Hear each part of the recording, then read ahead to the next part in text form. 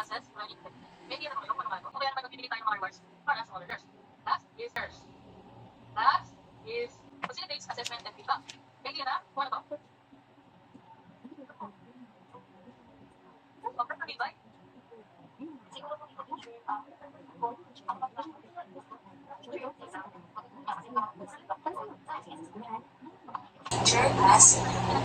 Okay, magandang buhay, class. Buhay pa ba ang lahat? Gising pa ba?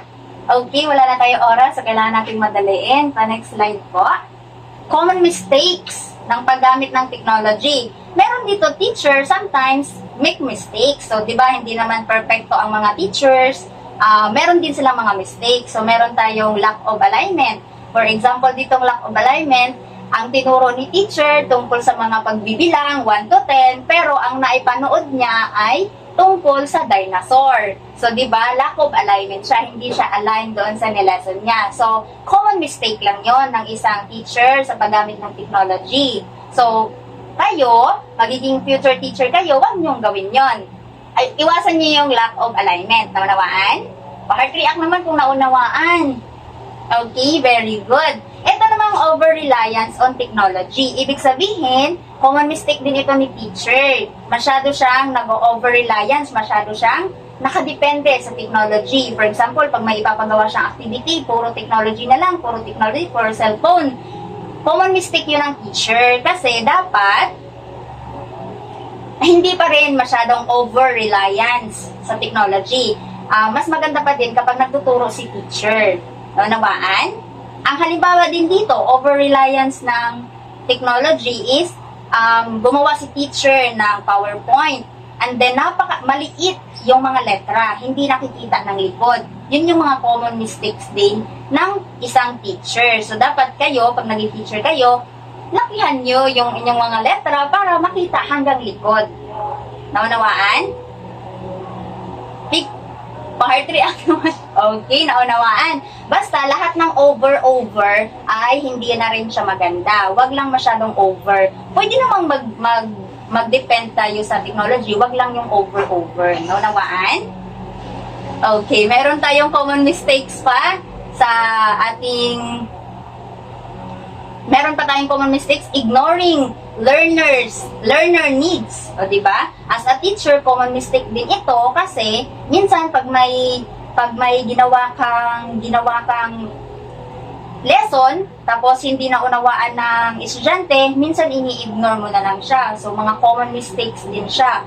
Hindi pinapansin ang pangangailangan ng mag-aaral. Minsan, halimbawa, teacher ka ng elementary, yung isa walang lapis. Diba? In-ignore mo lang, nag-proceed ka lang. So, common mistakes din yun ng isang teacher. So, dapat, as a teacher, meron kang bala. Lagi kang may papel, may lapis, may ballpen, kung ano pa yung mga kailangan, na minsan ang isang estudyante ay wala. Hindi pwedeng ignore learner's need. Naunawaan? Okay, so next slide. Meron tayo dito, role of a teacher in technology. Meron tayo ditong 5. Learning designers. Una, learning designers. Kasi, ito, instead na technology does not replace a teacher. Naunawaan? Technology does not replace teacher. Instead, it transform their role. Para mapabilis ba yung role ng isang teacher gamit ang technology.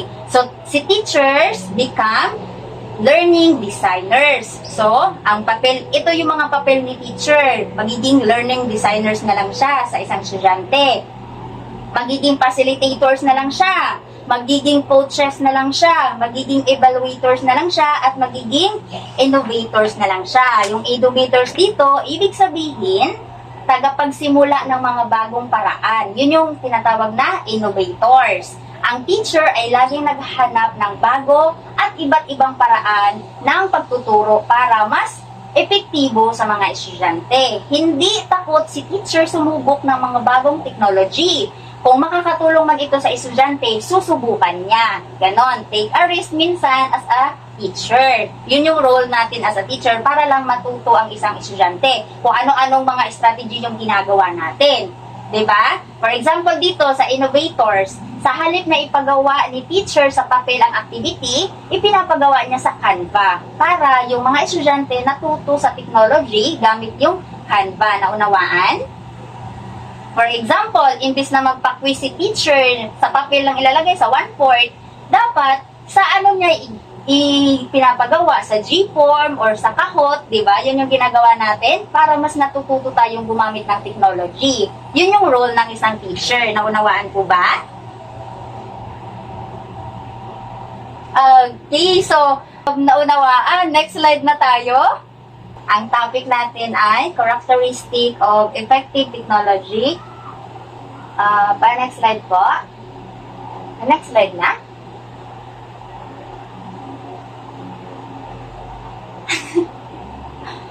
Next slide na po ba? Basta, characteristic of effective. Ayan.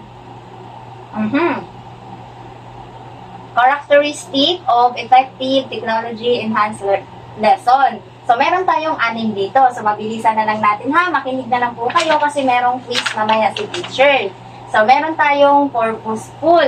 Ibig sabihin nito, malinaw na purpose ng pagiging paggamit ng ating technology. Ibig sabihin, ang technology ay ginagamit upang makatulong sa pag-aaral, hindi lamang para maging masaya. Example dito, purpose ng technology ay matutunan ang mga bata na bahagi ng halaman. Kaya, si teacher gumamit ng educational video tungkol sa halaman. Pagkatapos ng video, may sasagutan ang mga estudyante sa quiz. Ibig sabihin nito, yun yung purpose ni teacher para matuto ang mga bata at para mas maintindihan nila kung ano yung tungkol sa mga halaman. Naunawaan? Okay, next tayo, interactive. So, ito interaktibo. Katulad kanina, nung nagpa-energizer si Teacher Belga, di ba? Nag-interact kayo sa kanya. Nagkuha-kuha kayo ng mga tabo, nagkuha kayo ng mga mama, di ba? Interactive. Ito naman, example si teacher, nagpa-activity ng Kahoot or Gform. So, yun naman po yung example ng ating interactive. Naunawaan po ba?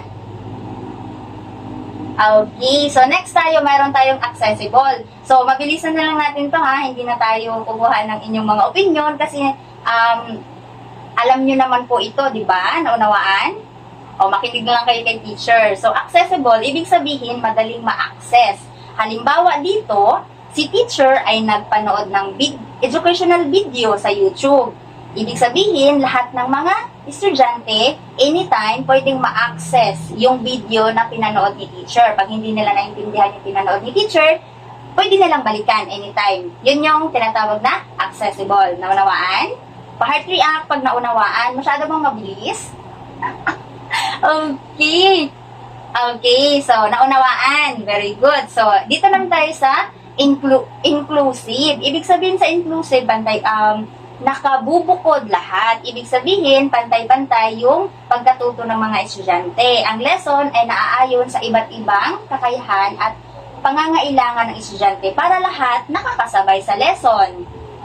Halimbawa dito, ang video ay may subtitle. Or, ang video ay ang larawan ay may malaking picture para makita ng mga estudyante na nasa likod, ganon. So, yung kahit mga nasa likod yung mga estudyante na yon, inclusive pa rin sila sa klase na yon kasi pantay-pantay ang pagkatuto ng mga estudyante. Naunawaan? Okay, naunawaan. Very good. O, meron din tayong collaborative. Ibig sabihin ng collaborative, nagtutulungan. Halimbawa, merong grupo, nagagawa sila ng presentation. Ibig sabihin, yung grupo na yun, nakikipag-collab sila sa isa't isa para gumawa sila ng presentation. Diba, ginagawa natin yan?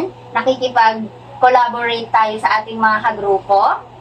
Okay, very good. Naunawaan. So, pa-heart react na lang and then, meron tayong last dito sa ating characteristic ay authentic.